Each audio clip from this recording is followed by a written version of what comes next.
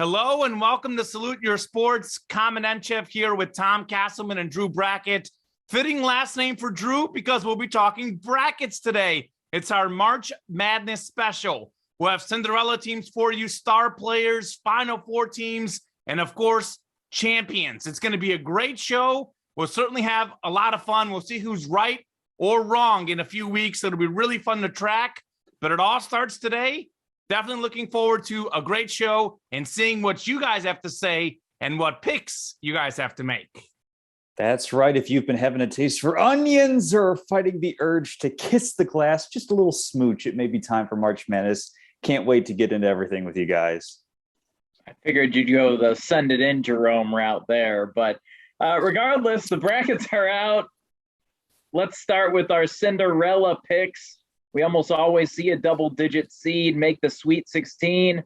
Common, who's going to be that double-digit Sweet 16 team this year? Yeah, so I mean, first off, like you said, there's always at least one double-digit seed, at least almost always.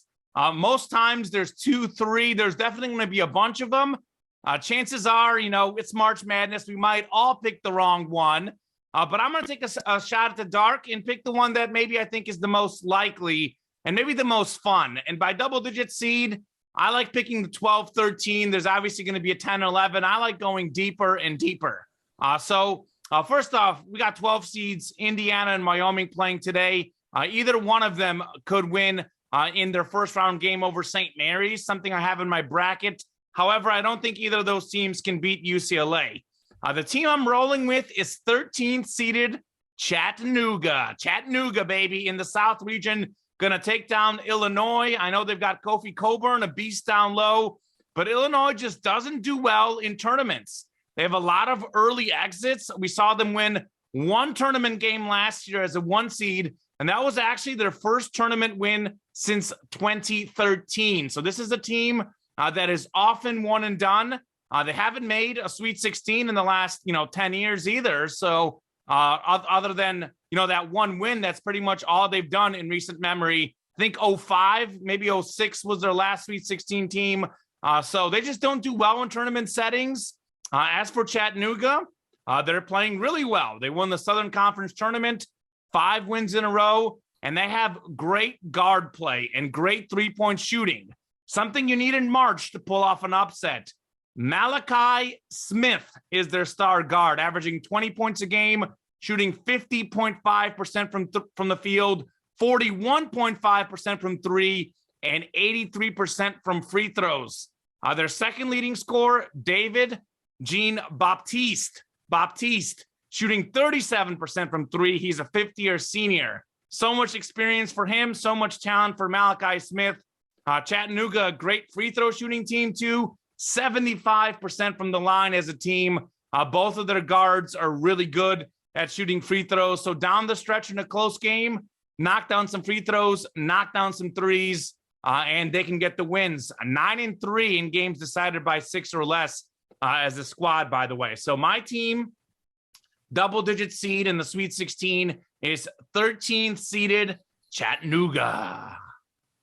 Interesting. I looked at the bracket and I didn't see any major Cinderellas that I liked going 2 rounds. I mean, Chattanooga, we'll see how that goes. I think over the past 2 months, give or take, I think it was Brad Evans that had this. They're like 333rd in 2-point defense, which means Kofi Cockburn is absolutely going to eat. So it'll be interesting to see if they can shoot enough threes to kind of counteract that.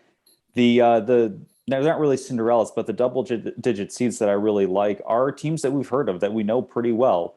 Loyola Chicago, a team near and dear to my heart. Legit, if you look at efficiency ratings, legit better than Ohio State. If you look at KenPom, if you look at, I think it's Sagarin too, maybe has Loyola ahead. And then another couple teams that I really like Vatech. I think I'm going back and forth on if I like them over Purdue, but I definitely think they can beat Texas.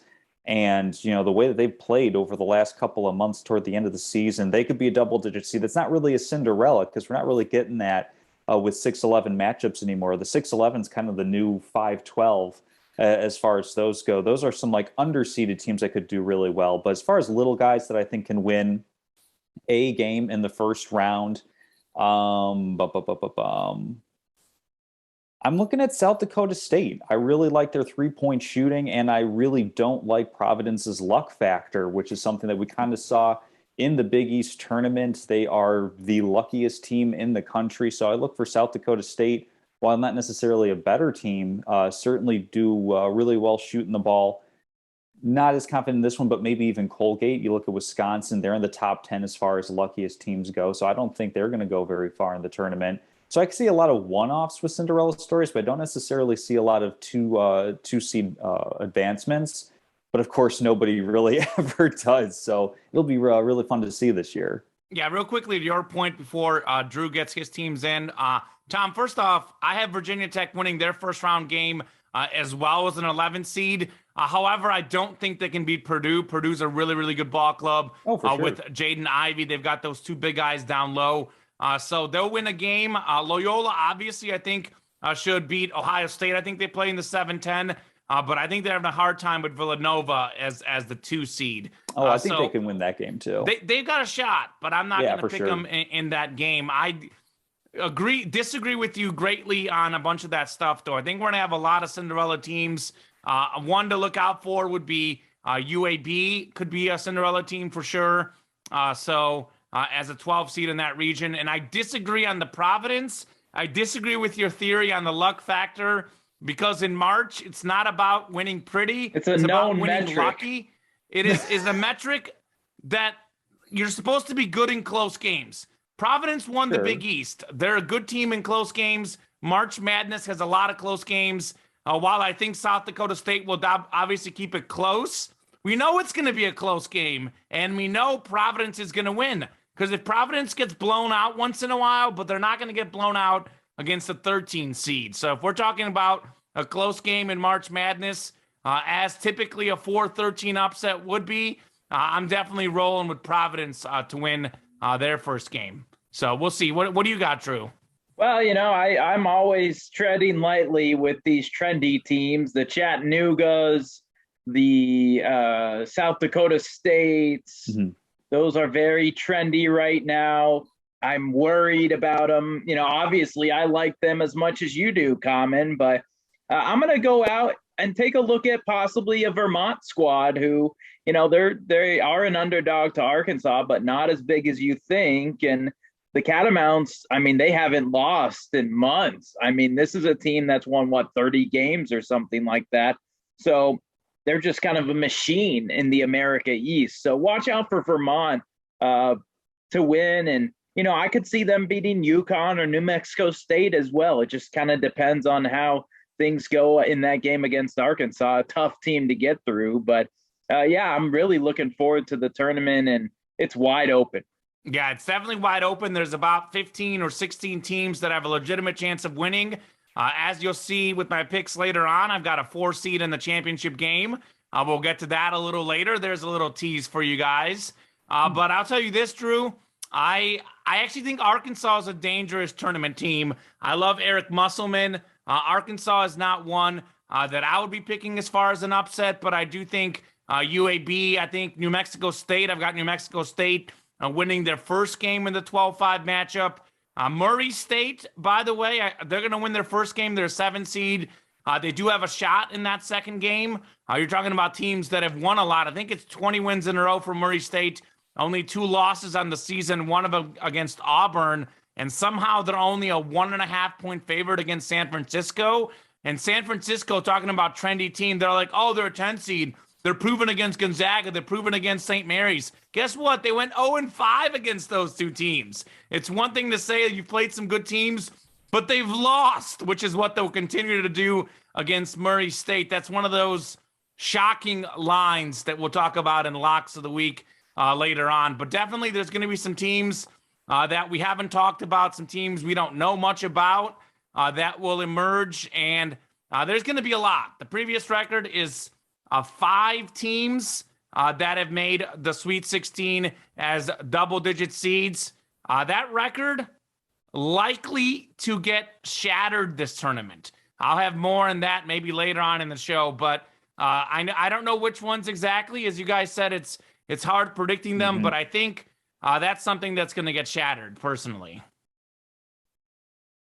Yeah, I guess we'll see what happens when you talk about that later. And we'll kind of move to the stars of the tournament. As you know, they emerge in March. And Common, who do you think will be the star player or the star players to look out for here in the next couple of days?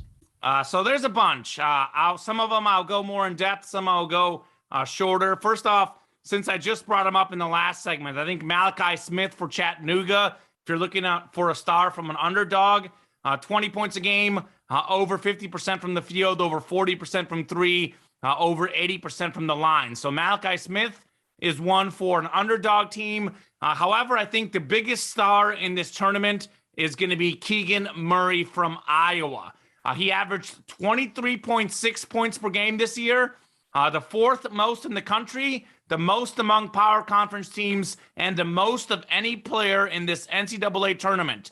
He's projected, I just saw on an NBA prospect list, number 5 in the country. I think that's only going to go up. He's a talented sophomore. He can post up down low. He can shoot the mid-range. He can shoot the threes. He's on fire right now. His Big Ten tournament numbers, 26 points, 8 rebounds against Northwestern, 26 and 8 against Rutgers, 32 and 9 against Indiana, 19 and 11 against Purdue as two good big guys. So just a great player, shooting 55.5 from the field, 40.5 from three. Great rebounder, gets about 2 blocks a game. He's good on defense too. So look for him to shine. Iowa's got good 3-point shooters around him like Jordan Bohannon. So going to be tougher to double team him. So I think he's going to be a huge star in this tournament. So a few other guys to look out for. I would definitely say look out for Johnny Juzang at UCLA. He's had some injuries this season, been slowed down by COVID a little bit, but it did look better in the Pac-12 tournament title game. And speaking of the Pac-12 tournament, remember this name, Benedict Mathurin. He is a beast. He goes by Ben, and Ben is an absolute beast. Dropped 27 points in the Pac-12 title game. He is the Pac-12 player of the year, averaging about 17, 18 a game. Another future NBA lottery pick. He's going to dominate. And then obviously over at Gonzaga, they've got a couple guys. Drew Timme, the mustache. Tom knows him and loves him. We know him from last year. And then Chet Holmgren, 7'1" guy. Could be the number 1 pick in next year's NBA draft. He's a unique big guy. 14 points, 10 rebounds, getting 3 to 4 blocks a game, but he can dribble. He's got spin moves. He's really skinny. Kind of looks like a Kevin Durant, but he can handle the ball. He's good. And then Jaden Ivey for Purdue, really talented athletic guard. And Paolo Banchero for Duke, a really athletic small forward type. Another future lottery pick. Those are just some of the guys on my radar. I think Wisconsin has got a good big man as well. Indiana too, but a lot of good players in this NCAA tournament. Absolutely, and I think the thing that we're also going to be looking for are just the straight up pure March Madness stars, the guys that are going to make a name for themselves, perhaps in meteoric fashion, where they're going to have one really, really exciting game, but because they're on a team that's not necessarily as stacked as some of those blue chip programs you're mentioning, Common, we're not going to really see a lot of them. Last year, Max Abmas, definitely that sort of name. I don't think that they're necessarily going to go as far, but you look at somebody like a Peter Kiss out of Bryant, definitely kind of like a controversial character, got a lot of spunk to him, I guess would be a way of putting it, where he just kind of does a lot of like trash talking to his opponents and pretty braggadocious. So we'll see if that kind of resonates with people, both in a good and bad way. Typically when we have these small school stars, we all kind of rally behind them because they're from the small school. They are so, I guess, like lovable in that way. We all like to cheer for David early on in the tournament. It's going to be interesting to see a character who's not necessarily quite so likable. And then just because I've been doing a little bit more research on South Dakota State, as I mentioned earlier, Douglas Wilson has been a pretty fantastic player for them as well. So if they're going to upset Providence, look for him to have a really big game. And I'm sure there's going to be other guys on smaller programs that we haven't heard of and that we're going to be talking about possibly on next week's shows. We recap the first couple of rounds. So definitely good to look at the names that we all know. And I'm excited to see what names we don't know that we're going to be talking about a lot next week. for sure. Yeah, I How about think you, Drew? well, you're missing the Kentucky star there, Oscar Sheboy, the SEC Player of the Year, I Mhm. believe. I think he's going to dominate in this tournament, and Kentucky will go quite far, likely, unless they stumble against a Murray State or Sam. Well, actually, there's some places they could stumble, but regardless, watch for Oscar Sheboy for sure. Yeah, we'll talk about this later on, but that region is insanely good. But I'll tease that for later on in the show. Which conference do you think will have the most successful tournament in terms of most Sweet 16 teams, Elite Eight teams, Final Four teams? What do you think, Common? Yeah, I think the most successful conference. This won't show up necessarily as far as Sweet 16 or Elite Eight teams, but I think it's the Pac-12. They only have 3 teams in the tournament, but they've got the right teams. I think Arizona and UCLA are 2 of the most, if not the 2 most talented teams in the country. I mean, UCLA made the Final Four last year, and they've got their entire team back. Juzang, Jaquez, Campbell, and they've had some injuries, and maybe they haven't done as good as they did, as expected. But I think they're also a better team come this setting. They played great down the stretch, and I think they're underseeded as a 4 as well. So I think Arizona, I think, is quite honestly the best team in the country. We'll get to that portion later in the show, but I think the Pac-12 has 2 excellent teams. So I think as far as Final Four teams, I like the Pac-12 and the athleticism that Arizona has and the tournament experience that UCLA has. As far as other conferences, I'm looking for a bounce back year from the Big Ten. They had all those teams last year. They did it horrendously. They've got a bunch of teams this year. I think they'll do better. I really like Iowa right now. Iowa's a really hot team. Won the Big Ten championship. Talk about teams that are underseeded. Iowa is a 5. Keegan Murray, I talked a lot about him, but probably the best player in this tournament, at least statistically, hands down the best player in this tournament. And you look at teams like Michigan as an 11 seed, Indiana as a 12 seed. I mean, I think both of those teams could win their first games, if not their second. Wisconsin with Johnny Davis is dangerous. So I think Big Ten will do okay this year, certainly better. And I think the SEC could be dangerous. I think you look at Tennessee, got underseeded as a 3. Arkansas always seems to be that dangerous team in the tournament that can make a run. And Kentucky, Drew, you mentioned it. Sheboy's really good. They got a couple good guards around him. I'm worried about their 3-point shooting team, their 3-point shooting and their region. But so I think I look for big things from the Pac-12 for sure. Improvements from the Big Ten. Look for maybe some danger from the SEC. But I think the Big 12 is the one conference that I think is going to be a little bit down this year. I don't know if I have necessarily statistical analysis like I always do, but some of these brackets are a gut feeling. And I just think Baylor's region is brutal, by the way. And Kansas, I think, is not that great compared to other Kansas teams we've seen. Just have a feeling as 2-1 seeds.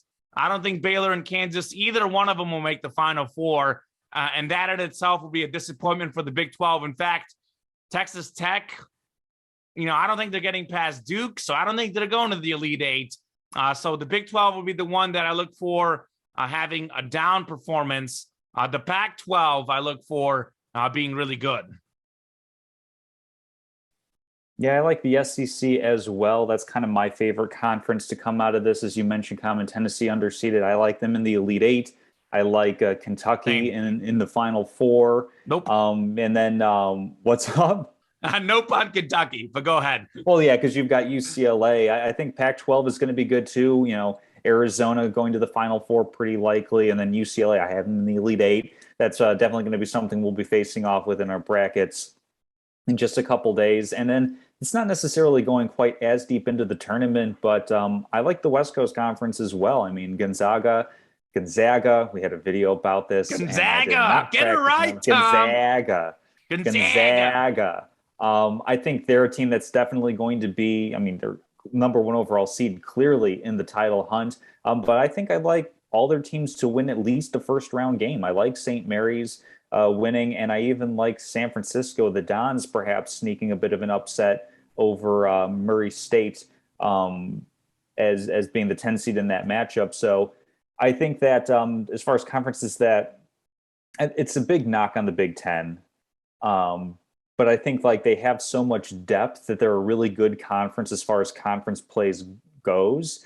But for whatever reason, they just have not been able to have teams that put it together both offensively and defensively. I mean, we look at the two teams that were playing in the Big Ten championship game for that tournament, Iowa and Purdue, both top 10 in offensive efficiency, both pretty off the pace in defensive efficiency. I think ranking at least 100 or lower as far as defensive efficiency goes. It may have changed a little bit with that last game, but no real true title contender. So it's going to be a little bit surprising because typically we see title champions, with the exception of the Kemba Walker UConn Huskies, being really good on offense and defense. So if you're coming up a little bit short in one of those areas, it's going to be really tough to win. So I think we're going to put a lot of disappointment on that conference, even though I think a lot of those teams are going to be advancing. Look for Rutgers, Indiana, perhaps to win their playing game. So I think we'll see a lot of depth out of that conference, but I don't think it's going to get nearly as far as some of the teams that have just a few, but definitely more talented squads. There's one team definitely in the Big Ten that you're sleeping on. We'll get to that a little later in the show. I look at the Mountain West. I think that, you have Boise in there. You have San Diego State, Wyoming, I think potentially could beat Indiana. And if they do beat Indiana, they could go on and beat St. Mary's. So I look at the Mountain West out there. It's been a really strong conference. Colorado State going up against Michigan. I think the Rams win that game, possibly could beat Tennessee, make the Sweet 16. So watch out for the Mountain West. Who does Boise play in the first round?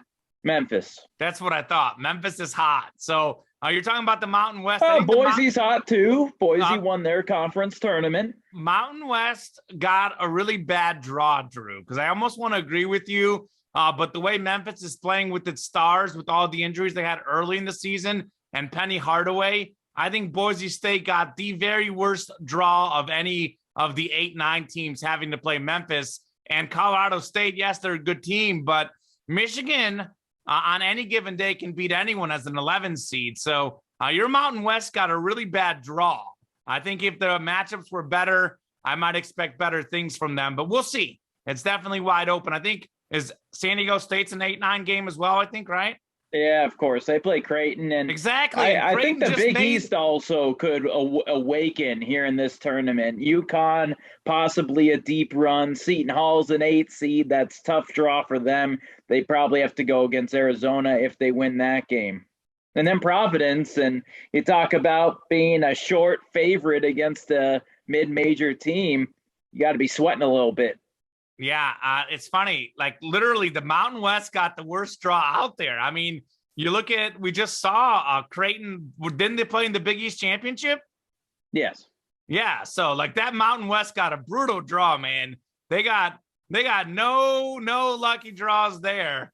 But we'll see. I'd actually have UConn losing in the first round. By the way, it's funny you bring that up. I don't think the Big East is going to be great this year.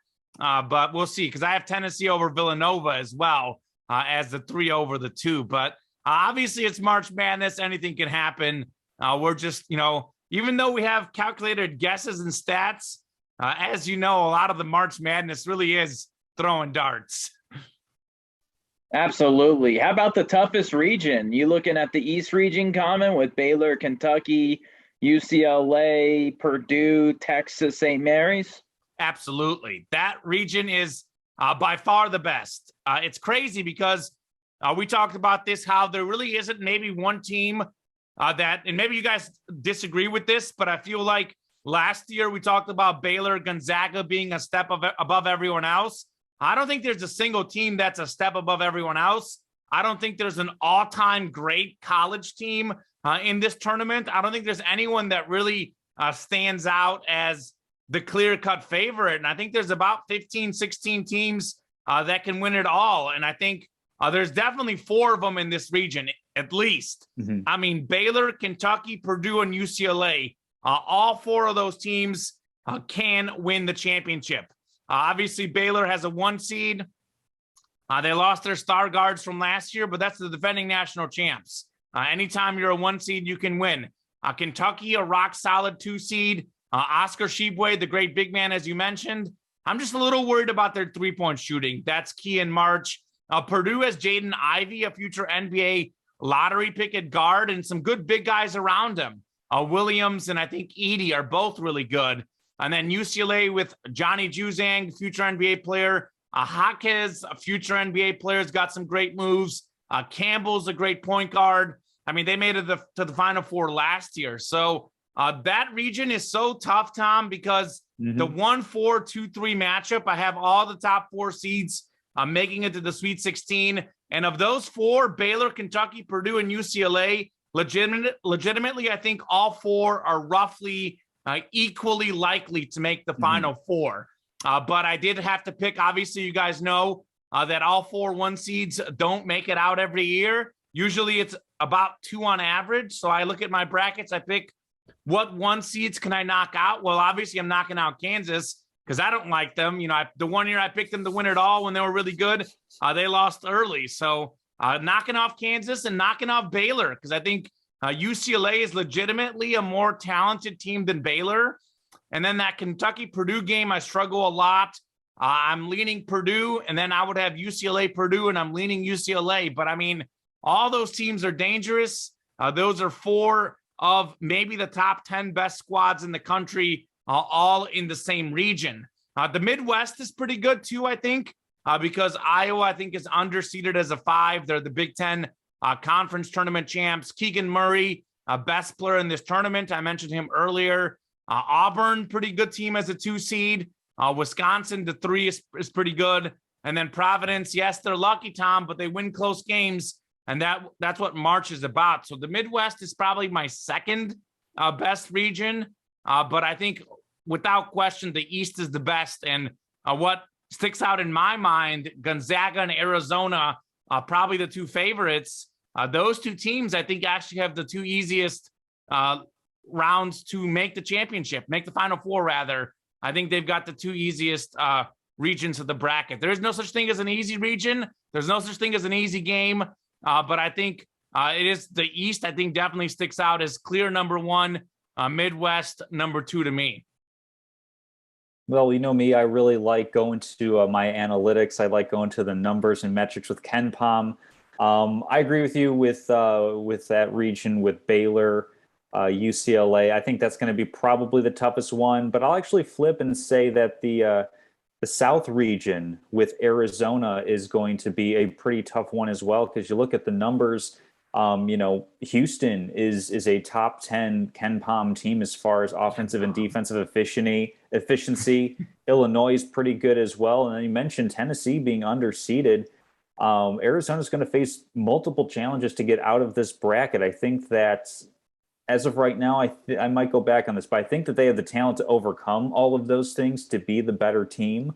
But it's certainly not going to be easy. I think Kansas actually has a pretty decent path to the Final Four. Not that I really like saying that, because I think that they're balanced enough, and that at the moment, you know, Iowa's playing really well, but you know, Wisconsin, I'm not that high on them. I'm not super duper high on Auburn, as they've been kind of struggling down the stretch toward the last couple of weeks of the season. So Kansas might actually end up having a more favorable draw.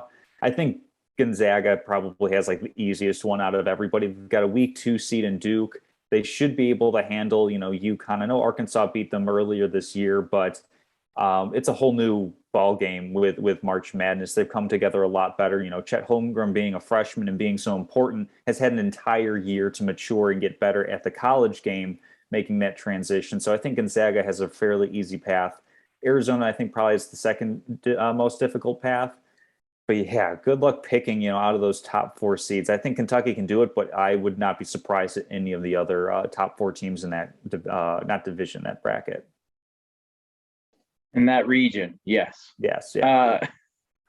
Yeah, I mean, I think the toughest region is probably the East region. Gonzaga has fairly simple path, but man, if Memphis beats Boise, man, that's a lot of talent on the floor against Gonzaga. And you never know what the mindset's going to be. Last year, you're in the championship game, you're favored in it, and then you go down to Baylor What's the mindset now in this tournament? I think obviously there'll be a lot of motivation, but will they tighten up at all? I mean, we saw that at Virginia against UMBC in 2018.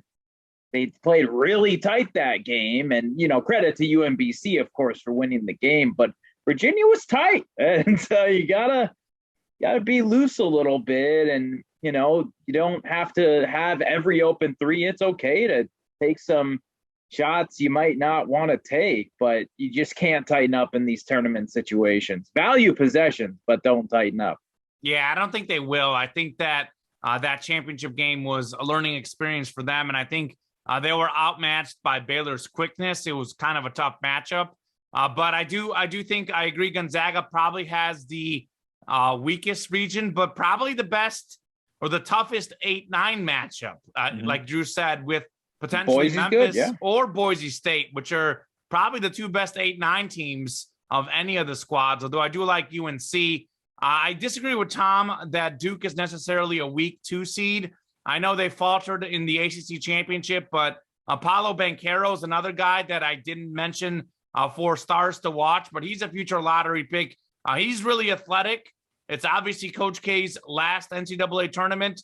I think Duke is a pretty solid 2 seed for me. They're right where they need to be, I think. If I was going to bump someone off the 2 line, I'd probably bump either Villanova or Auburn instead of Duke personally. So we'll see. It definitely could go either way. There's a lot of tough regions. I just think that UCLA, Purdue, it's crazy because I wanted to pick Purdue and UCLA and Kentucky to all go far. Those were 3 teams that I had as potential Final Four squads for me. Sure. And to have all of them end up in the same regions kind of like gut-wrenching for me, because I could have honestly picked all 3 of those teams to make the Final Four. At the very least, I would have picked 2 of them. I'll tell you that much.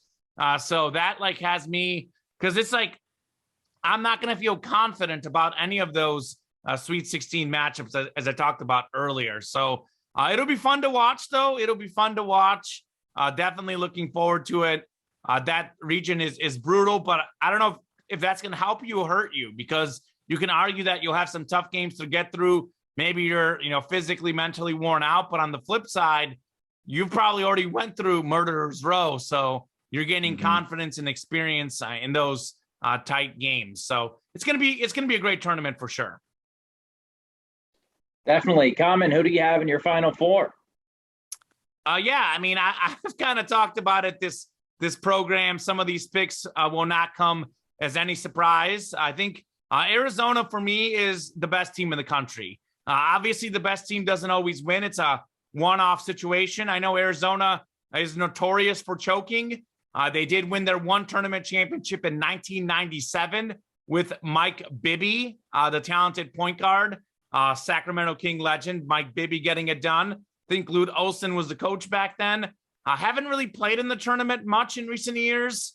And I know they had, I think, the recruiting violations and issues last year. I think they were banned. They would have been in it last year, but got banned. I remember the year with DeAndre Ayton, they choked when they were, kind of one of the favorites that people liked. I think this is a new team with new players, though. And I really, really like their athleticism. I watched the Pac-12 championship game, UCLA and Arizona, Pac-12 after dark, and I was blown away at how athletic Arizona was. They've got great guards who can push the ball in transition. Ben Mathurin is a beast. Lottery pick, Pac-12 Player of the Year. He just dropped 27 on UCLA. He can shoot. He can drive. He's a fantastic player. And Christian Koloko, averaging 2.7 blocks a game. Good look against them in the paint.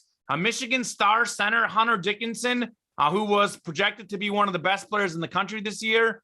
He was 4 for 10 for 11 points against Arizona. Koloko had 4 blocks in that game. So Arizona's you're going to have to knock down threes if you're going to beat them, because you're not going to get easy paint points with the big man, at below the rim, and his blocks and rebounds will lead to transition points. And that's where Arizona's athletes will take care of business. So Zona, I've got him in the Final Four. Speaking of the Pac-12, I like UCLA. We talked about this a lot so far, but They already made the Final Four last year, and pretty much their entire team and 3-star players are all back. Johnny Juzang, he's back. Jaquez, I mean, Jaquez is incredible. Juzang and Jaquez are 2 players that can score on ISOs. They're NBA ready. They've got the NBA moves, a lot of really good stuff. So look for those guys to dominate. And Campbell is a really, really good point guard. The one thing that scares me about UCLA is that region. Purdue, Kentucky, Baylor, all of them can beat them. But I'm rolling with UCLA. And then Gonzaga, number 1 overall seed.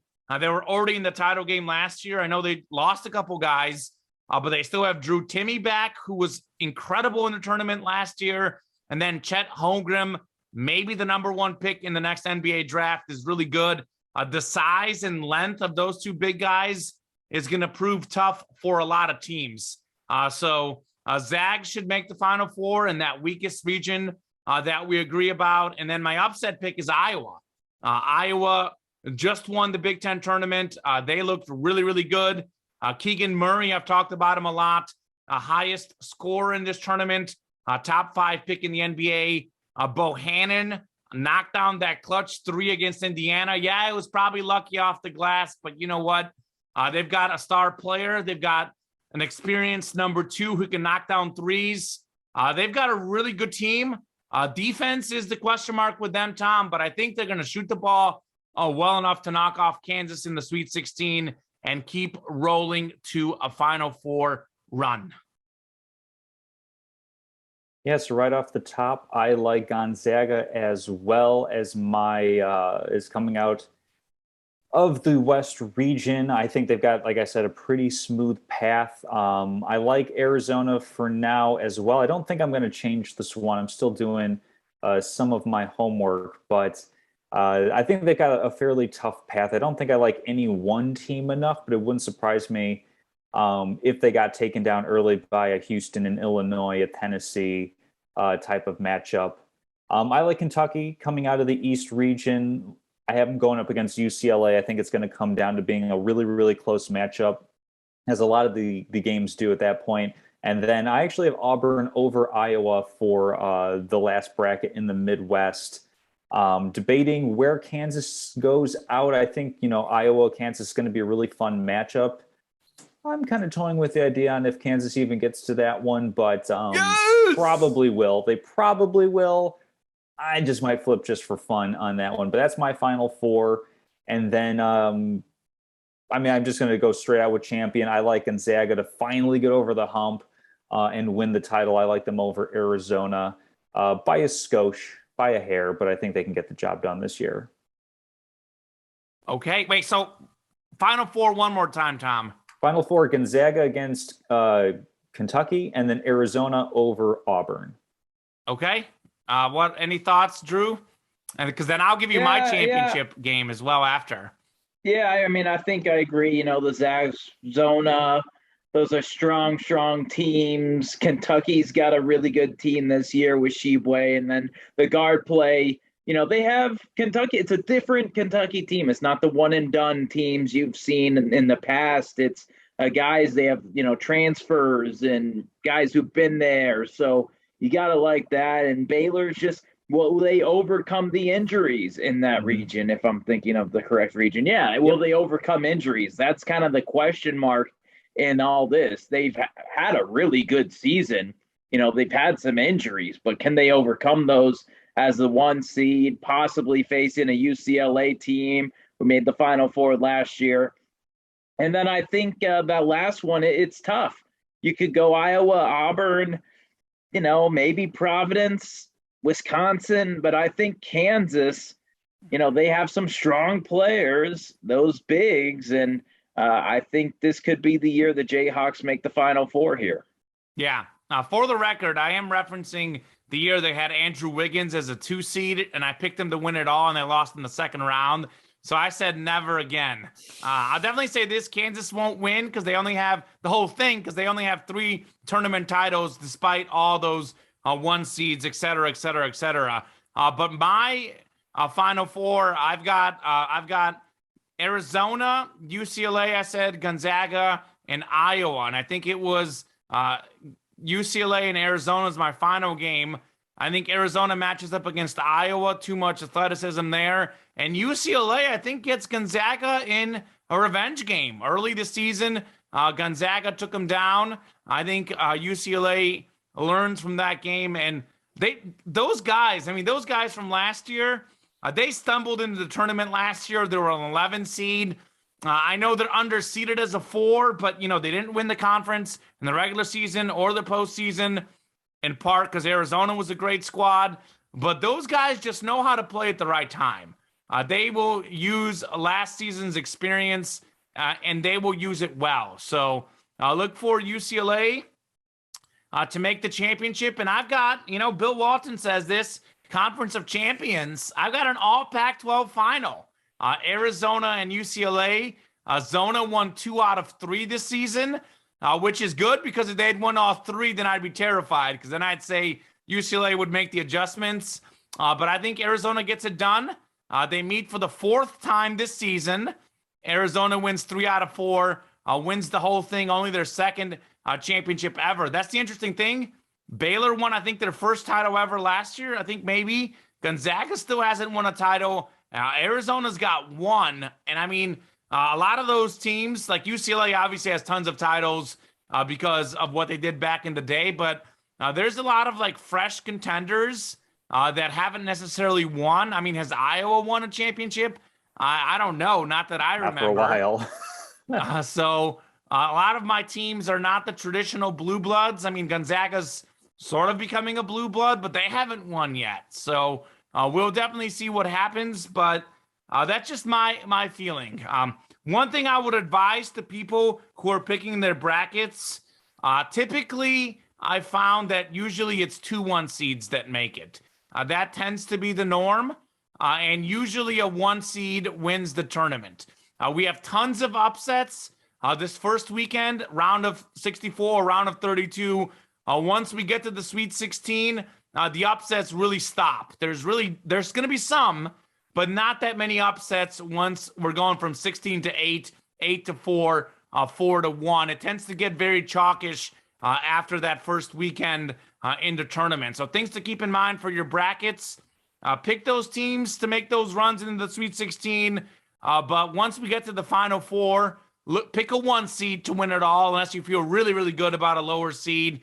And definitely don't pick too many 1 seeds. I think it's happened once maybe where all 4 made it. So 2 is typically the magic number. That's what I've kind of landed on. I usually will pick 2 1 seeds in my bracket unless I feel really good about 3 of them personally.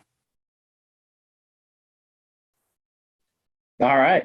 Shall we move on to the women's tournament? Indeed. Sure. All right. Well, guess we'll go straight to it. Common, who do you think makes the Final 4 on the women's side? Yeah, we'll keep it a little more brief on the women's side tournament, but definitely want to acknowledge it because I think the women's tournament will be really fun to watch because we have a lot of star power. So in the women's tournament, a lot less upsets than the men's side. I like 2 seeds to make the Final 4.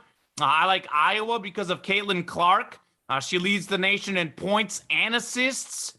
Let that sink in. Points and assists, averaging 27.4 points per game, 7.9 assists, and 8.1 rebounds. She's a walking triple-double out there, but she's got a great co-star. Monica Sanano gets 21 a game.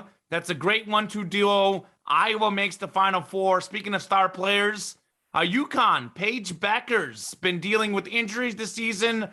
She's been sort of on limited minutes once she came back. But the UConn coaches are saying that she feels fresh and that she's back to where she was. So as the tournament gets deeper, she's going to be to where she normally is.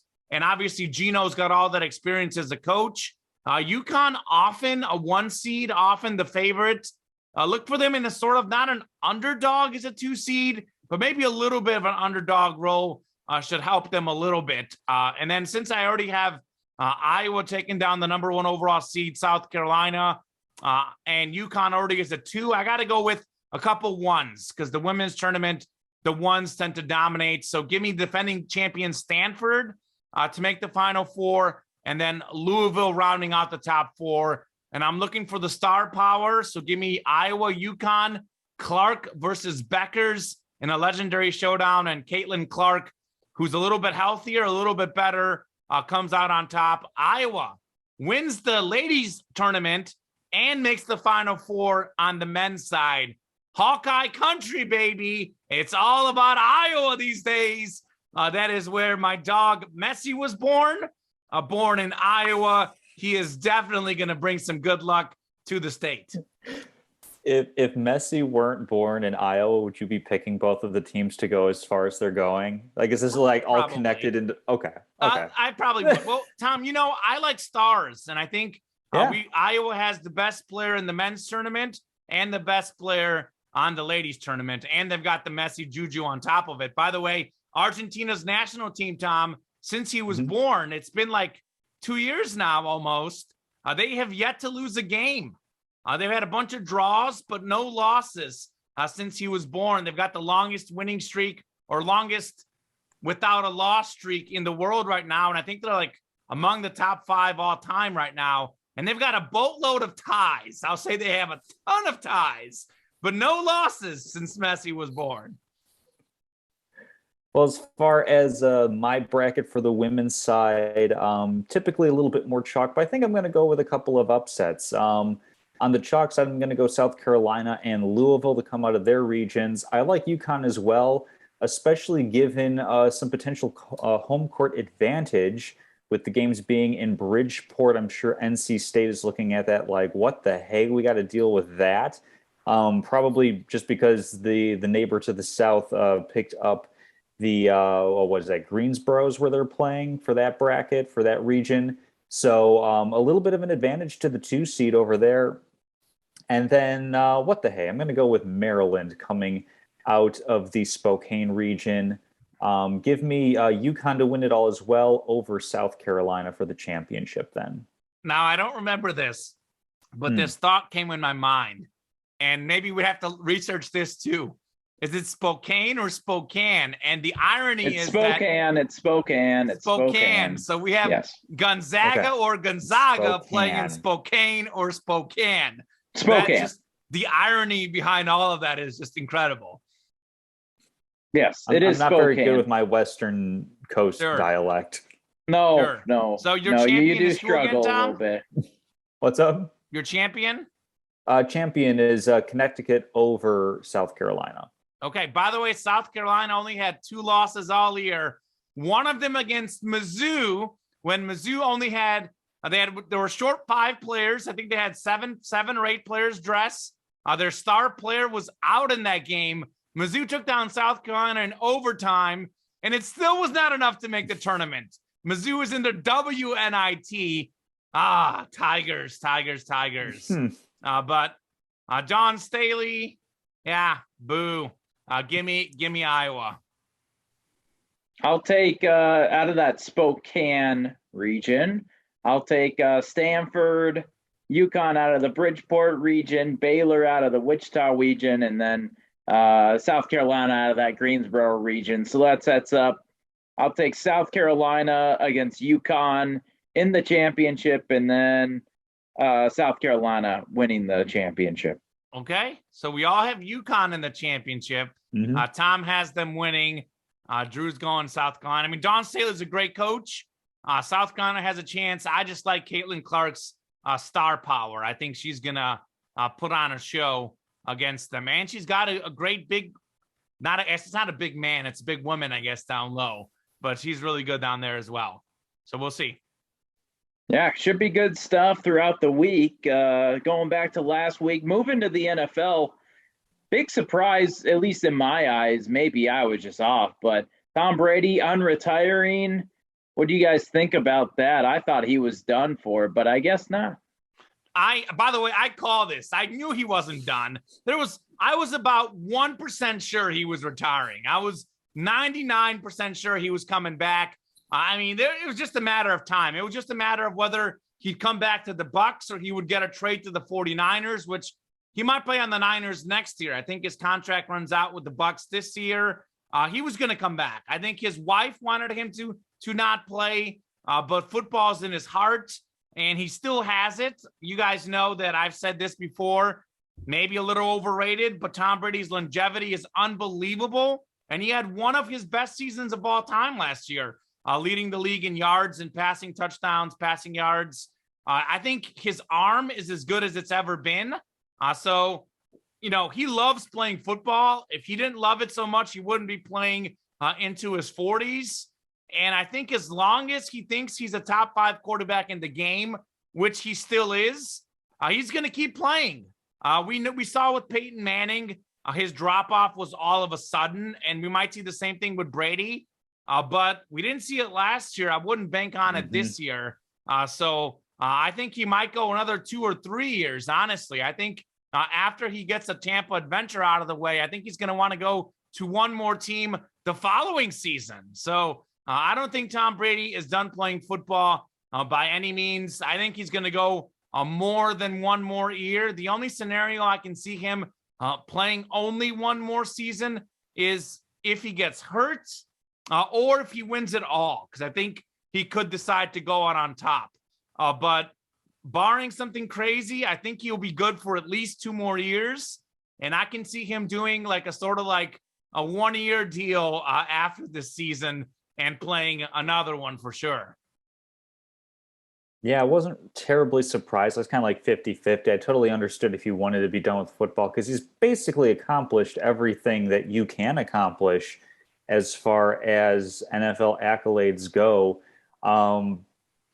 But yeah, no, I'm also not surprised at all at the competitive side of him. It'd be one thing if he were kind of like a middle-of-the-road quarterback, but like you said, Common led the league in passing yards, touchdowns. Like, there's really no reason for him to go away, especially when we consider, and we'll touch on this in the next segment of conversation, NFC is really not all that great. I mean, Seattle wasn't a contender last year, but Russell Wilson going to the Denver Broncos, I mean, name the top 5 quarterbacks in the NFC. You've got Aaron Rodgers, and then who else? Like, you can kind of sort of go around with, Dak Prescott, Kyler Murray, Matthew Stafford, all good quarterbacks, certainly. But when you compare the 2 top 5s and how important quarterback play is, Tom Brady probably looked at the Buccaneers and said, you know what, looking at this division with the Falcons, Panthers, and Saints kind of in flux, could go out and have, a pretty decent season, even if he isn't an all-time great levels like he has been the past couple of years, and still have a decent shot at winning an 8th Super Bowl ring, which is just absolutely bonkers. That'd be, let's see, like, what other franchises have 5 rings? I think it's like maybe the Steelers. Like, he's getting close to doubling up entire franchise histories, like for the entire league, even the top end ones before.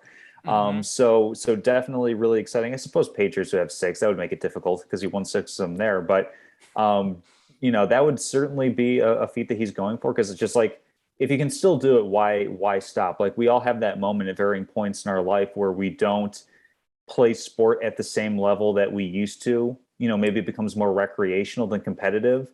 And sometimes, it's a wistful thought to have. He's not ready to have that thought just yet, so I don't at all blame him coming back. For sure. Yeah, I was as shocked as anybody. So he threw me off. Common, where do you think the Bucs are among Super Bowl favorites now that Brady's back? Yeah, Tom, I think you brought up a great point. I think he is definitely looking at that division, and he's definitely smiling. I think the NFC South is the worst division in football. The only other one I can compare is the NFC North, the Bears. Those are hands down, I guess, NFC East, but honestly, the Eagles were a playoff team. They did have 2 playoff teams in that division, but I'm listing off worst divisions, and they're all NFC. The AFC, as you said, is a much better conference. There's better quarterback play. There's better teams, period. We've seen with the Packers, man, they have all these great regular season records. They overachieve, as we saw how good the record was against the spread last year, except for when I bet on them. Then they like choose to lose. They won all against the spread when I didn't bet on them, and when I did, they got me good. But they're a squad that has good players, but they don't have great players, and Aaron Rodgers makes them much better. But Green Bay is shown to not be a legitimate Super Bowl contender. Like, they fold at home too. They lose at home in the playoffs. Like if I'm Tom Brady, the only team in the NFC that scares me at all is the Rams, the defending champions. And it's hard to repeat. And even with the Rams, Tom Brady's team had injuries. They had dysfunction. Antonio Brown left. Leonard Fournette was hurt. I mean, they were within a touchdown away from beating them, and they were in that game. I think he's seeing the NFC and saying, like, there's no reason why we shouldn't come out on top. So as far as Super Bowl favorites, I like the Rams, the Bucks, the Chiefs, and the Bills. Those are, to me, the top level 4 teams. I think the Bengals and Packers are second tier. I know the Bengals had a great run, but their offensive line is a glaring weakness. And I know the Packers are always good in the regular season, but hey, you can get a 1 seed, a 2 seed. If you're not making the Super Bowl consistently with those records, I can't take you seriously. So I think those are the 4 teams. And I'd say the Bills might be a little bit lower because they got to also prove it to us. They got to get past the Chiefs first. So it's probably the Bucks, Rams, and Chiefs are the 3 favorites for me. But the AFC has a lot more good teams. I think the Rams are legitimately the only team that I can say that can really compete with the Bucks. And given their division, Tampa Bay could get a home field against them and actually utilize it this year. So, yeah, I think Brady and the Bucks have a shot to win it all. In fact, I'm going to go ahead and say this. I know it's our next question.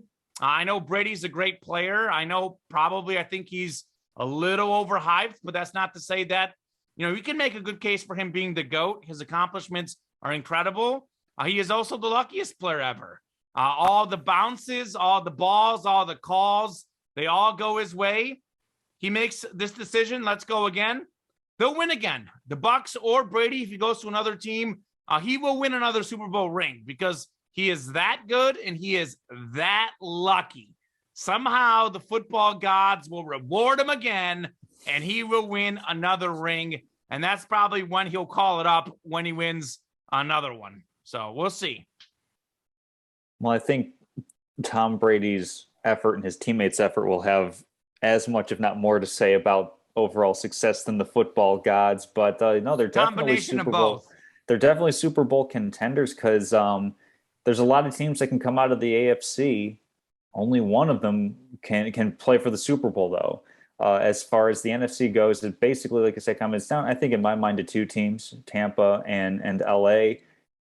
Packers, I'm not necessarily thinking that they're a Super Bowl contender, although, who knows, maybe they can surprise us come January. But I put it at a coin flip on him winning another Super Bowl. I mean, he's definitely going to be in a good spot, probably to get that number 1 overall seed in the conference because the division is so poor. I mean, being able to stack up 6 relatively easy wins, and this conversation is barring any sort of moves. I know that there's plenty of Deshaun Watson talk. Free agency hasn't technically started, but the legal tampering is on. So there's still the draft. There's still a lot of different ways that teams can improve. But as it stands right now, I'm looking at 6 relatively easy wins for the Buccaneers.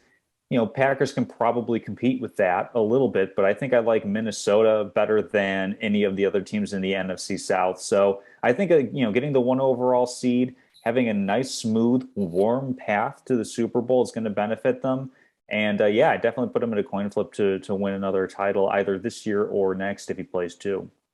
4 relatively easy wins because the Bucks simply cannot seem to get over the Saints bandwagon or the Saints wagon because the Saints have owned them in the regular season. I know they got them in the playoffs, but for the Bucks to beat the Saints twice, given how much they've struggled in that matchup, I simply don't see it. But otherwise, I agree with everything else you're saying.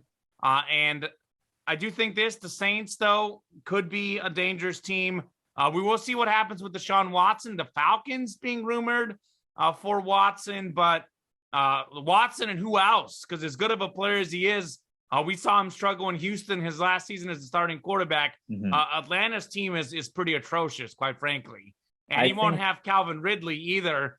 I think Atlanta's kind of jumping in just to kind of goose the pricing a little bit for a division contender. If I had to guess, but yeah. Panthers are rumored too, though, and they have got a bad squad as well. I think if he goes to the Saints, though, then the Saints become better than the Vikings and become a legitimate contender as well. So we'll see. We'll see what happens there. But yeah, Brady, I think he sees that another ring is there for the taking. And while he's still an elite player, why not go for it? I don't blame him. Is he going to win another ring, Drew? What's your gut say? Because I'm saying yes. I don't know. It's March. I don't know. Probably. That's Tom the Brady, pragmatic NFL, approach. man. I can't name 10 NFL players right now. I'm all about the March Madness.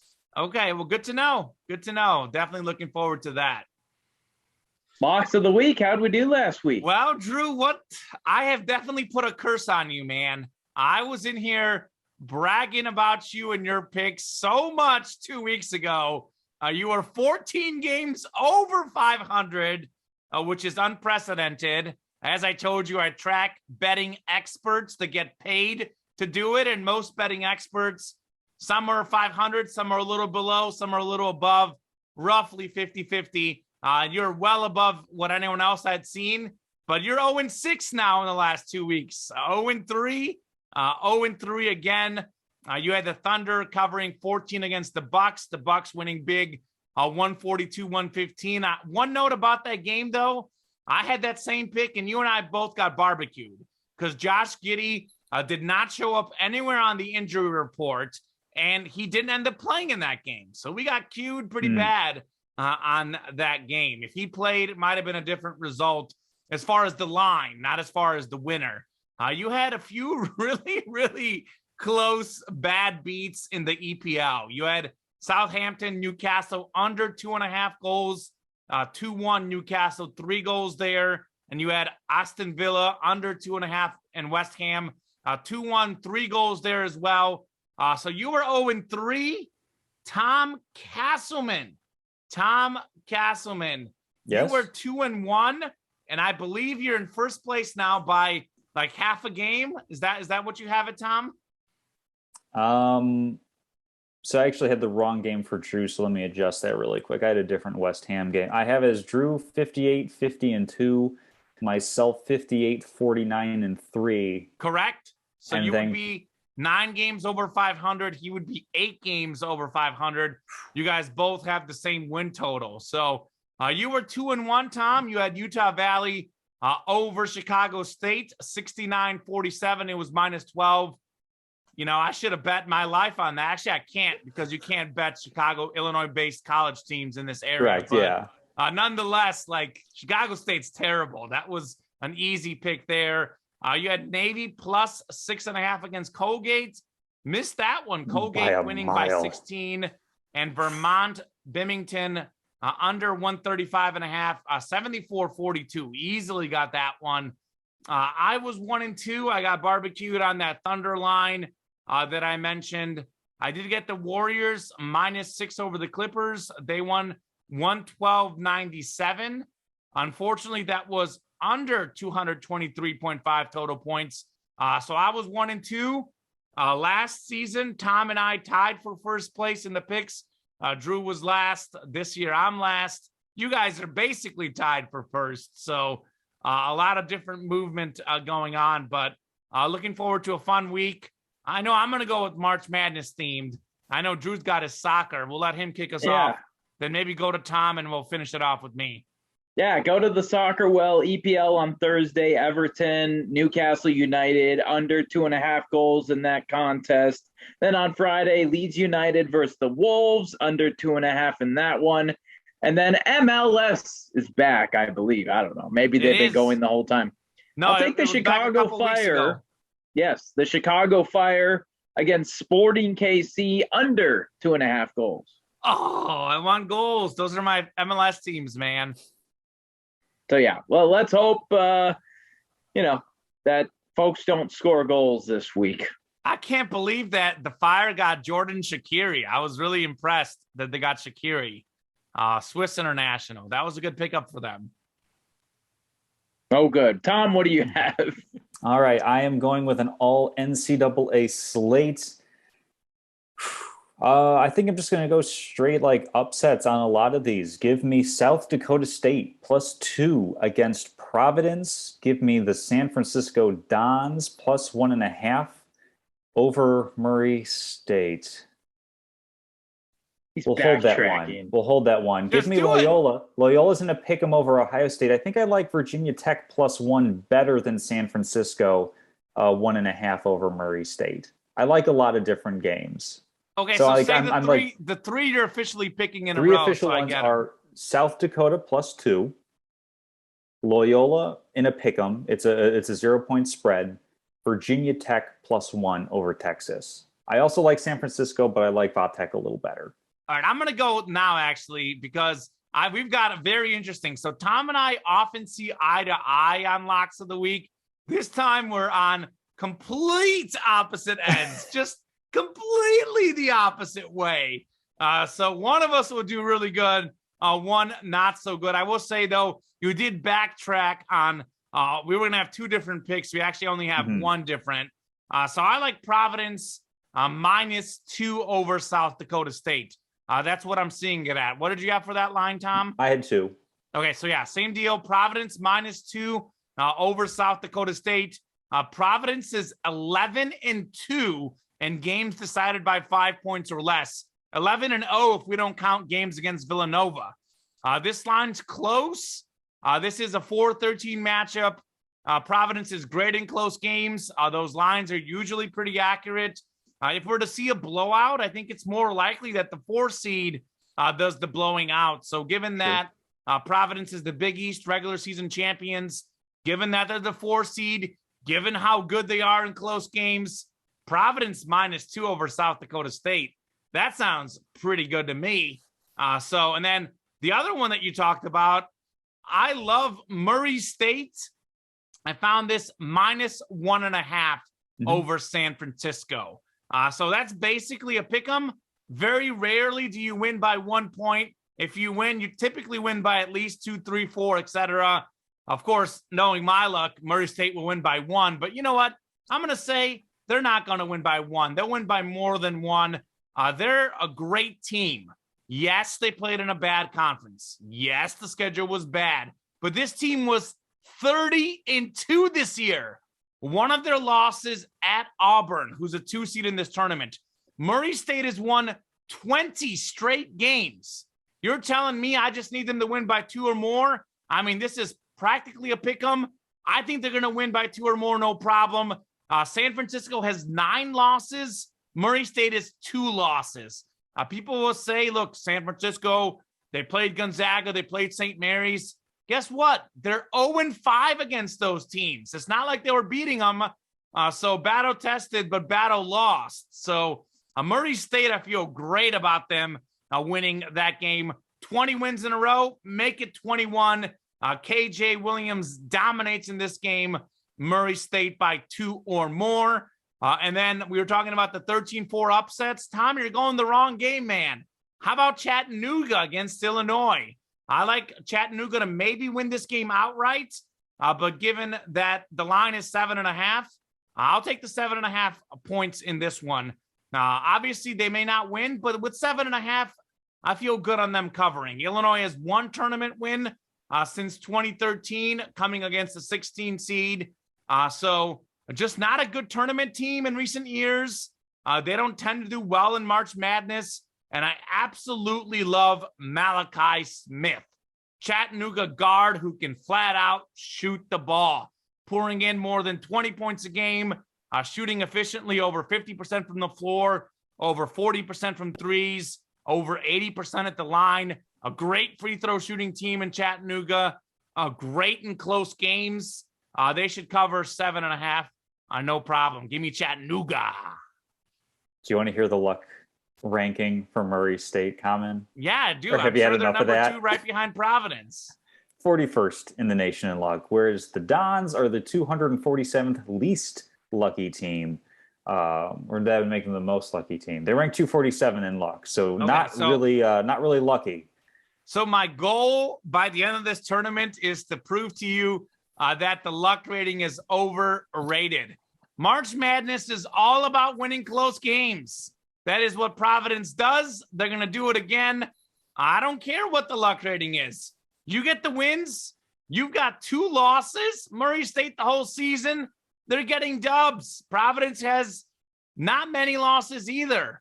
Call him lucky, whatever. Tom Brady's lucky. He's not complaining about it. I mean, these are actual metrics. This isn't just someone saying yeah, they're but lucky. it's a stupid statistic. There's metrics for everything. I mean, like I said, these guys on ESPN have metrics they use on their betting show, and the guy's record's 10 games under 500 picking games. So the game's played on the court. I know that as a stats guy. This isn't 5 years ago. Stats don't matter as much these days, but stats that do matter are stuff like field goal percentage, close game records. I mean, these luck metric, I don't buy that as a legitimate stat. I hate the luck metrics, Tom. I prefer to say it clutch stats. Providence is clutch. Murray State is clutch. So I'll flip your luck rating and I'll call it a clutch rating. Providence is number 1 in the Kamenechev clutch ratings, and that is why they'll take down South Dakota State. Is this going to rival Danny Spiewak's? What is he? Yes, is that going to rival this now? Yes, it will. Kamenechev's clutch ratings. By the way, I hate that Providence, Tom, is in Iowa's region, I think, because that was also another team I wanted to make a far run, but I can't pick them over Iowa. So I hate the way they did these brackets, man. Iowa, Purdue, like Kentucky, UCLA, Providence, so many of the teams that I want to go far are playing against each other. It just like breaks my heart, but that's okay. That's okay. So Kamenechev clutch ratings, Tom Kesselman luck ratings. They're going up against each other in that Providence, South Dakota State game. Love it. We'll move on to trivia. Oh, real quickly. No trivia. By the way, Drew, that is the second game of the tournament. I will be texting you endlessly, Tom. I will be live texting you some smack talk during that game. Second game, tipping off 11 something on Thursday. I will have my eyes all on that game, and I'll have my texts ready. I'll be smack talking Tom. So get ready for that one, Tom. I would expect and enjoy nothing less. Excellent. Trivia. Trivia. Anybody? I have March Madness themed trivia, but I can let you guys go if you I did wanna not go first. research anything for trivia. I've got a March themed one as well. Oh, Go I'm for it. proud of Drew. Drew, why don't you go? You never have trivia. All right. This is a monumental moment. All right, Midwesterners. I've got a question for you. Okay. Can you name? There are 11 D1 men's hoops teams in the state of Indiana. Can you name all 11? All right. Butler, Indiana, Indiana State, Purdue, Purdue. Ooey Pooey. That's IUPUI, right? Yep. Yes.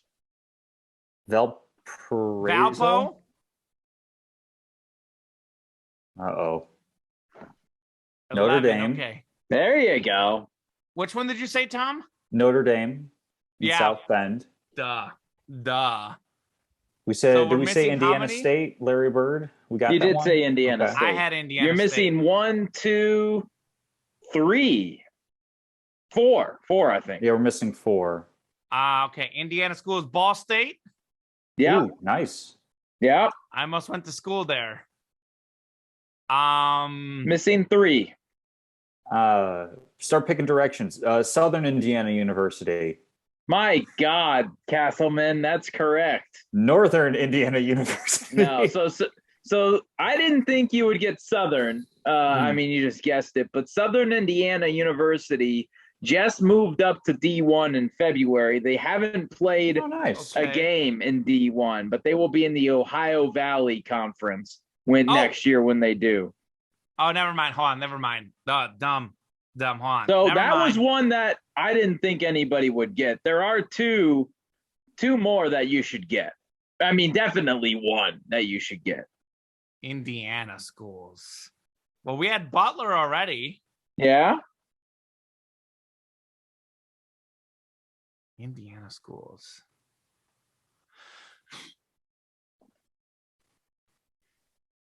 So I'm guessing it's a Power 5 school. No. They're not Power 5. Neither is No. Power 5. One Tom should get. It's one of his favorites. I mean, I guess a school like it is one of his favorites. Well, town Maybe- like Cincinnati football. Maybe one of your favorite like abbreviations or something. Wow, this is brutal. Can you give us a conference? I don't know Is if that'll it- help, but maybe a conference. Yeah, I mean, so wait. Let Castleman think Is it here. SIUE? Like the acronym, is that it? No, That's Southern no. Illinois, you said Edwardsville. Oh. Huey Pewee. Yeah, I said There- Uwe Pui. there's another one. There's another acronym one. Oh, Oh, I have one. Oh no, What is it's it? Division 1 though, right? Division 1. Division 1. Okay, never mind. They're not. I'm Division drawing a 1. blank. You're drawing a blank? Yeah, I'm stuck. Let me think of hints. 2 left. Let me think of hints. I mean, I think 1 will give the conference. If I say the conference, it'll give it away. I'll say this. Yeah. So 1 team is in the Horizon League. Oh, That Horizon. won't give it away. Well, Valpo, but we already have Valpo. Right. Valpo's not in the Horizon League, but you already have it. What league is Valpo in? They moved to the they're in the Missouri Valley nowadays. But they were in the Horizon League Yeah, 5 years ago. They moved. less than 5 years ago. I'm stumped now. Do I need to give it away? Go for it. Yeah, You I'm can not give going it to think away. about that. I'm not- IPFW. Oh, good old IPFW. I should have got that. It's Indiana, Fort Wayne. Fort Wayne. Oh, wow. Indiana, Purdue, Fort Wayne. And then the Okay. last one. Let me think of a hint. You think if Mizzou has ever like had any run-ins? Probably lost. Furman. No, not Furman. Man, Like Indiana Wesleyan? I know no. Wesleyan. I mean, okay, I'll give the conference. I'll give the conference. They're in the Missouri Valley Conference. Indiana State's in there, but they're not. We already, We already guessed got them. You already yeah. got them. I already got Missouri State's in Valpo. there. They have a cool mascot. Oh, Drake. No, Where's Drake from? Drexel? No, there's No, South. Drexel's in like the CAA or something. yeah, Drexel. No, Drake is in Iowa. Okay. The Evansville Purple Oh, Aces. Evansville. Oh my God. What a massive failure, man. Have I told you the Evansville stories?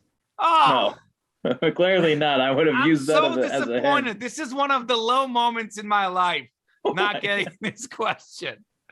So What I are- went to University of Evansville. The first college I visited was Indiana and Evansville on the same trip because they specifically had a sports broadcasting major. It was sports broadcasting, the major. It was a nice little small school.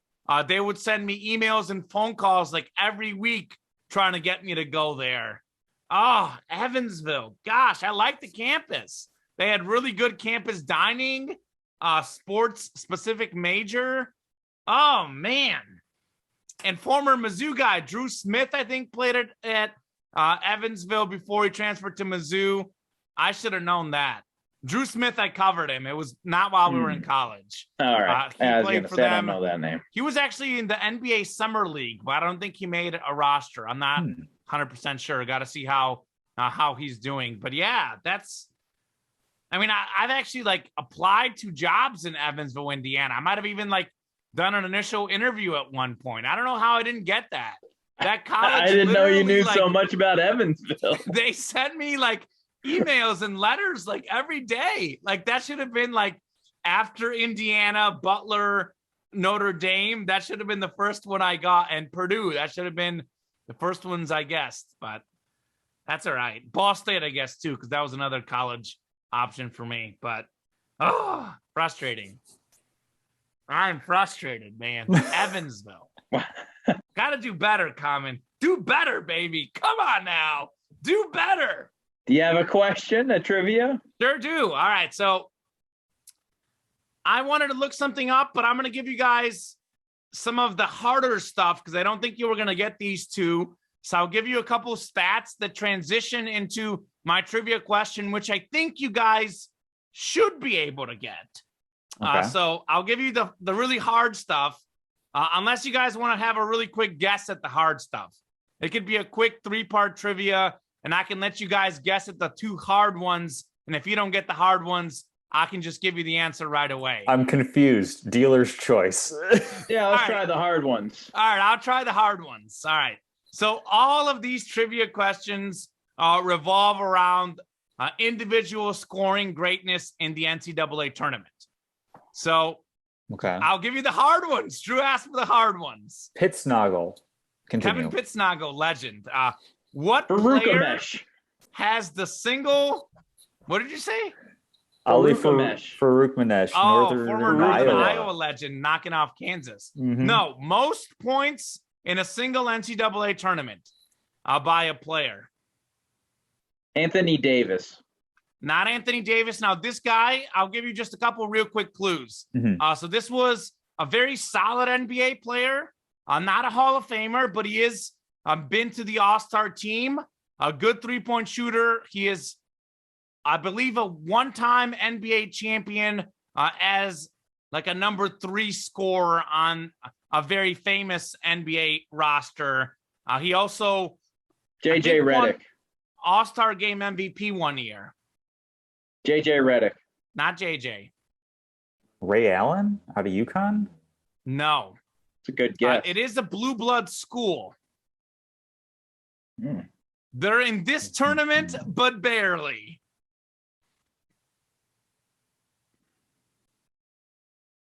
I mean, I was going to Jalen say, Rose? like, You're getting very, very warm, Tom. Very warm. Okay. I was going to say Victor Oladipo. So then Chris Webber? No, he didn't win No. a title, though. Juwan Howard. No. One of the 2 other guys on that Michigan team that I don't remember their names. Nope. This guy was Nah. on Michigan. I think Hmm. he was on Michigan right before those guys. Either Wow, right that's going before or right old. after. I think Oh, right 80s. before. Right before. It was right before. Oh, I'm not sure. 89 tournament. 1989 NCAA tournament. Hmm. Let me pull them up on Wikipedia because I was giving you clues. I can give you exact statistics. This is a fun one. I didn't think you guys were going to get this one. What position, or is that too much to give it away? No, I think 'Cause he's I a don't think small I'm gonna- forward, more of like a shooting guard, small forward Okay. type guy. I think is a small forward his official position. Yeah, small forward. So he's not active in the NBA. No, No. got drafted in 1989, 4th overall pick, 3-time All-Star, 1-time All-Star game MVP, 1-time NBA champ. He did win the Okay. national championship in 89 with Michigan, the Final Four, most outstanding player. Okay. He So played one-time for champion. 6 different NBA teams, but you would really only think of him on maybe the first 3.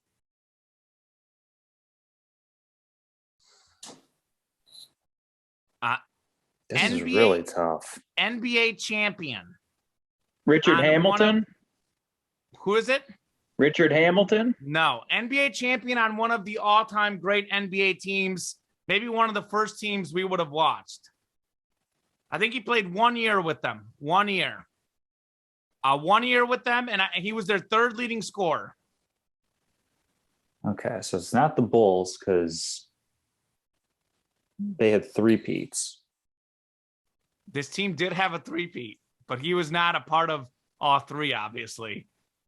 Okay, so that's Lakers, maybe like Devin George, Rick Fox. I don't remember You're where like- they played. You're so warm. He only played So on warm. one of those teams. Surprising they Oh, didn't that's bring right. him They played back. multiple years. And he can shoot. Pretty good shooter. Isaiah Ryder? No, he was Not Isaiah UNLV. Ryder. He won Oh. the 1995 NBA three-point shooting contest, by the way, in case you're wondering. Yeah, I'm not sure who it is. Harold Miner, Rex Chapman, Mark Price. I'm running out of guys. Cavs legend Mark Price. Do you want me to Mhm. tell you? Go for Yes. it. Yeah, I'm not. I'll give you one final clue. I'll give you his Okay. number. He was number 41. Played Number from 89 to 41. 04.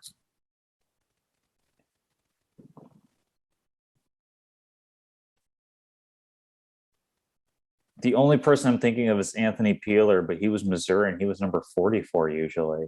Okay. All I right, I knew give you guys wouldn't get this one. I would I have yield. actually maybe gotten this one. Hmm. Glenn Rice. Glenn Rice. really, Wasn't he on really the good Hornets? Yeah. Yes, he was. He was on the Hornets. And then he did play for the Lakers for 1 year. Yep. That's that really original difficult. Lakers championship team. Yeah. Glenn Rice was the number 3 option on that team. Wow. That was a stumper right there. Yeah, I Yeah. told you that was a tough one. All right, so this next one, I'm just going to give it to you unless you happen to know. No clues because you won't know the name. I'll ask you one time, and if you guys don't get it in like 20 seconds, I'll move on to the one that I think you guys might get. Okay. So what player has averaged the most career points per game over an NCAA tournament? A minimum 3 games. He played in just 3 games. He is also the single season or single game record holder for NCAA tournament points. He averaged 52.7 points in the 1970 tournament and had 61 in the first round game against Ohio. The only So- person I can think of is Pete Maravich. No, not Pete Maravich. That's a good guess. Austin Carr from Notre Dame. Oh, Yeah. I wouldn't have gotten that I one. wouldn't have gotten it. All right, so I knew the first 2 were going to be hard, so I was going to just like read them off, but we had fun with it. This one, I think you guys might be able to get.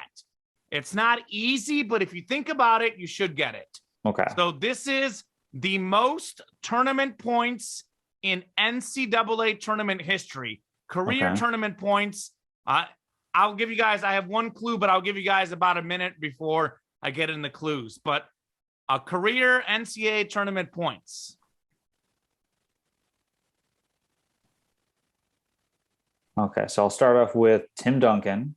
Not Tim Duncan. Okay. I'm going like 4-year starter or a 4-year player. Okay, type so that was one of guy. my clues. This was a 4-year player, Okay. and he actually Patrick Ewing. not Patrick Ewing. This doesn't. Hmm. This probably doesn't come as a surprise, but this guy has the most points in the tournament history. Also played the most NCAA tournament games, so that does make sense. Oh. No player has played more tournament games than this guy. Kareem. Nope, Bill, Ooh, not Bill Walton. it's a good one. James Worthy. Nope. A little I'm more good. modern than all those guys, Okay. but not modern enough. Like we didn't watch him in the tournament as, I mean, less Maybe could No. have. what? Christian Leitner. Christian Leitner. Good job, Tom Castleman. Oh, I got I it. knew Nice. you would get that. Nice. 23 career tournament games. No player ever has played it as many.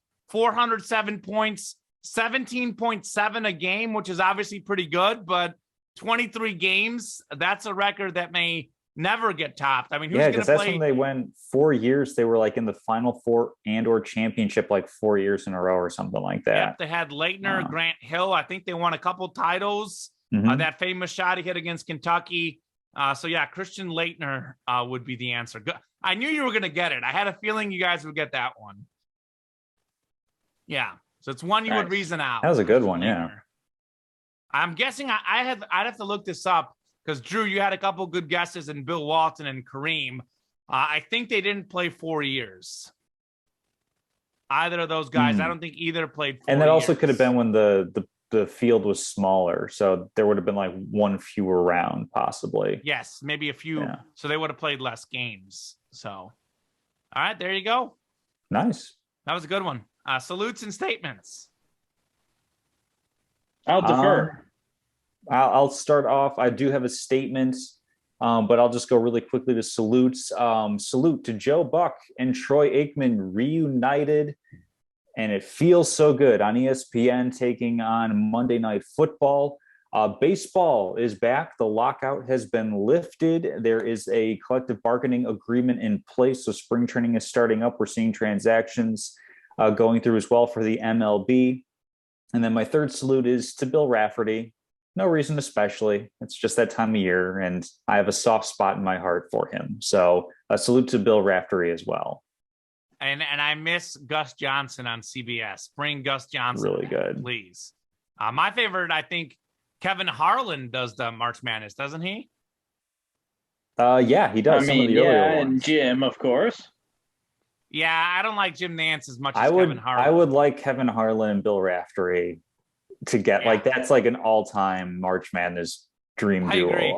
Although Gus Johnson too. I will say the good thing about Nance is that because he's so reserved, that allows Bill Raftery to fill that space, that energy space. Kevin Harlan's like a really energetic play-by-play guy, so that might be too amped up. So I kind of get the pairings, but see, I like amped up. That's why I like Gus Johnson when they lost him. I mean, I get amped up personally with my sportscasting stuff. So I'm a fan of energy. Jim Nance is too quiet and not like amped up enough. But those are all good stuff. I would definitely say glad to hear baseball is back. A little bit surprised in a good way that it's going to be a full 162. Obviously, I did feel like we would get something, but a lot of talk was about a shortened season. But good that it's the full season. As far as my statement of the week, this is something I alluded to earlier, but here's the stat. The most double-digit seeds we've ever had in a single Sweet 16 is 5. That was number 10, number 12, three number 10s, a number 12, and number 13 in 1999. We had 4 last year, which was tied for the second most, I believe, with UCLA, an 11 seed, Syracuse 11, Oregon State 12, and Oral Roberts 15. My statement is that we're going to have that record broken this year. I think we've talked about this. There's really no favorites. There's no team that I think of that's an all-time great college team. I know I talked up Arizona a lot. I know I like their athleticism. Gonzaga has talent, but I don't think any of these teams in the field are all-time great college teams, which leads me to believe that there's going to be a lot of teams susceptible to upsets. So I'm going to say we get 6, maybe 7, but at least 6 double-digit seeds in the Sweet 16. I don't know who they are. Obviously, I'm picking Chattanooga, but we're going to get a lot of them. So I'm going to go with my bold statement is that record gets broken. We're seeing less and less 4-year players. We don't even have any of the traditionally great one-and-done guys. I mean, I know Chet Holmgren from Gonzaga, I think, is the number 1 prospect. There's some good prospects, some good young players, but there's no one that the NBA is fired up about, like how we have been in the past. I don't think there's that many great players. I think there's a lot of very good players. There's a lot of very good teams, but we don't have those great teams. We don't have those great stars. Most of the teams that do have 3-4-year seniors are those smaller conference teams that just won their conference tournaments, that are used to winning. So my statement is 6 or more double-digit seeds to the Sweet 16. Not going to be tons of upsets after the Sweet 16, as I said. I don't think any of those will necessarily be Elite 8, certainly not Final 4 teams. But as far as Sweet 16, we'll have 6 or more double-digit seeds still dancing come the end of Sunday's games. Come our next show, we'll know how many there are, and I think there will be 6 or more. Yeah, that's definitely, I think, a pretty good chance of happening, especially when you consider with the new rules on the transfer portal, teams are able to get older, more experienced players a lot more quickly than they otherwise would have. So I think that's definitely going to play a role. For my statement of the week, basically it's tips time. I'm going to go through a couple different things for our listeners who might be looking for a little bit of just general advice on the bracket, whether they want it or not. They're listening to the show, so they're going to get it. So if you're in a small pool, like under 15, 10 players, something like that, like our pool. like our pool, be very selective with your picks, advance a lot of chalk, because while you're going to pick upsets, most people are picking chalk as well. And so you're not going to want to rely on variance. If you are in a larger pool, go ahead and make some more of those upset picks. If you're on the fence like me about Virginia Tech versus Purdue, if you're in a big pool, say 25 plus people, go ahead and take Virginia Tech to go to the Sweet 16, because the payoff for you is going to be a lot better if they are able to do so. That's going to be what separates you. Be susceptible of lucky teams that I've been talking about. And luck is simply a metric that is a difference between what a team in a, I'll pull up the actual definition. Luck is the deviation in winning percentage between a team's actual record and their expected record using a correlated Gaussian method. I don't know what that means.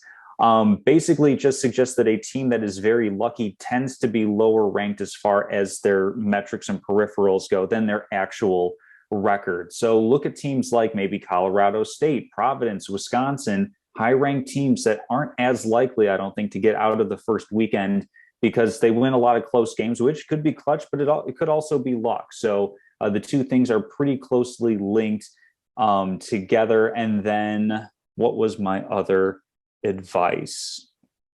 For the larger pools, expand your range on teams that you're picking. As we kind of went through our bracket picks, you heard Gonzaga, you heard Arizona, and then Common, you actually did what I would recommend for a large pool in terms of Iowa and UCLA. If you're in a really big pool, go ahead and make sure you do something like that. Look at undervalued teams as well.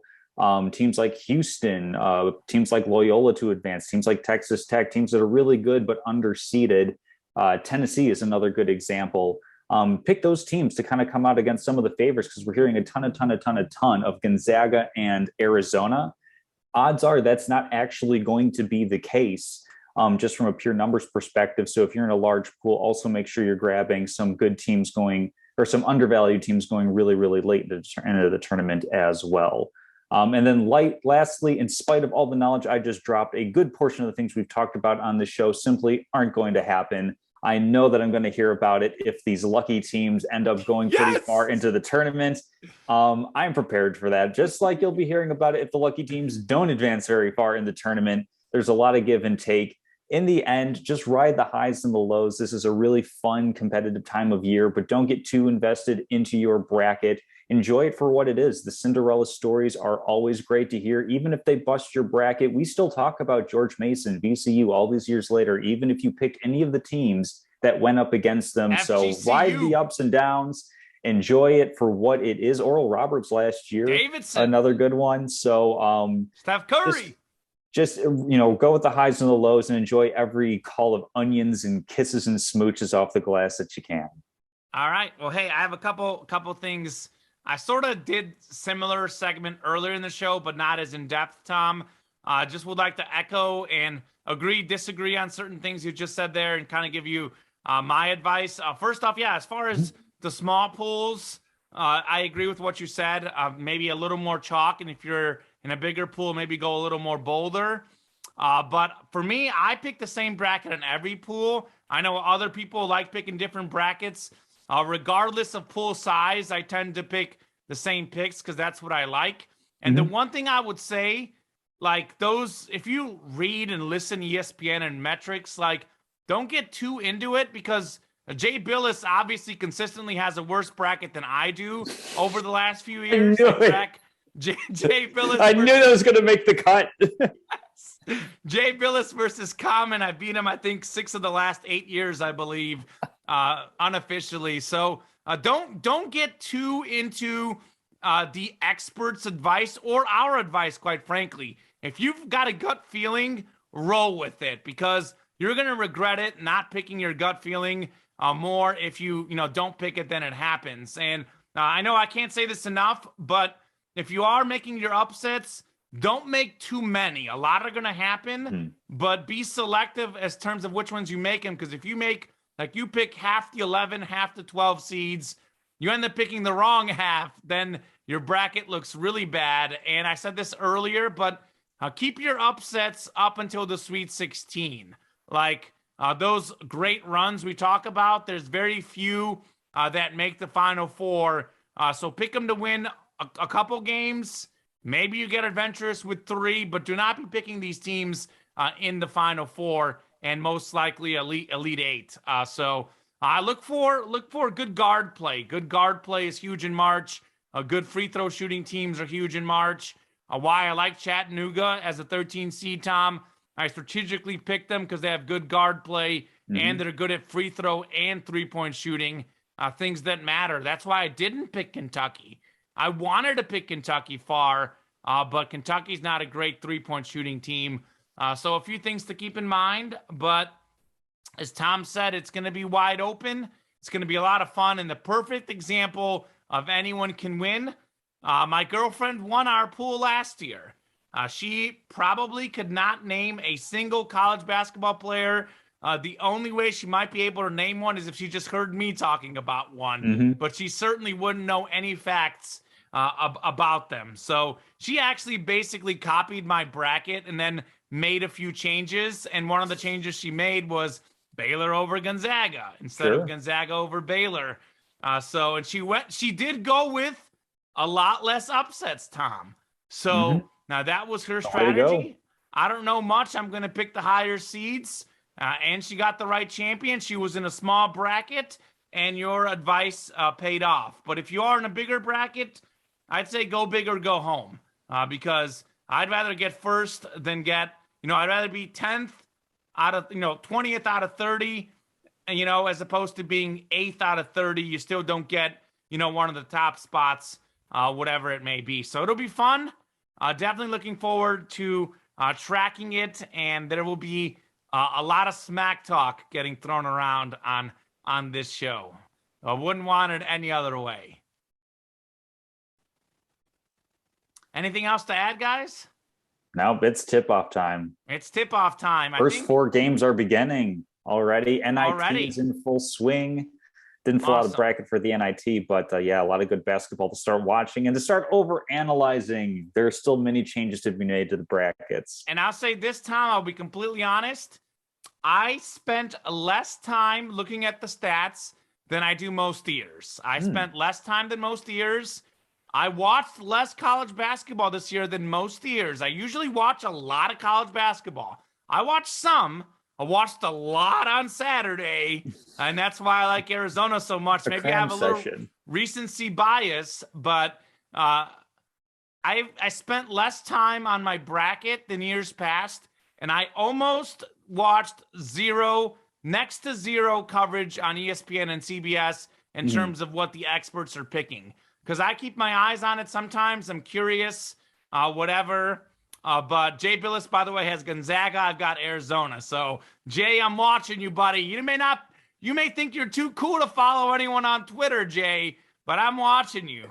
We're going mano a mano yet again, Jay Billis. Common versus Jay. Let's go, baby.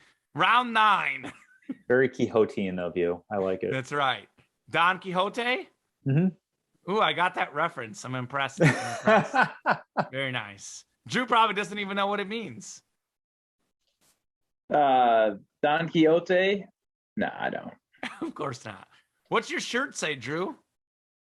What's that M? A country club I worked at. Oh, there you go. Fancy.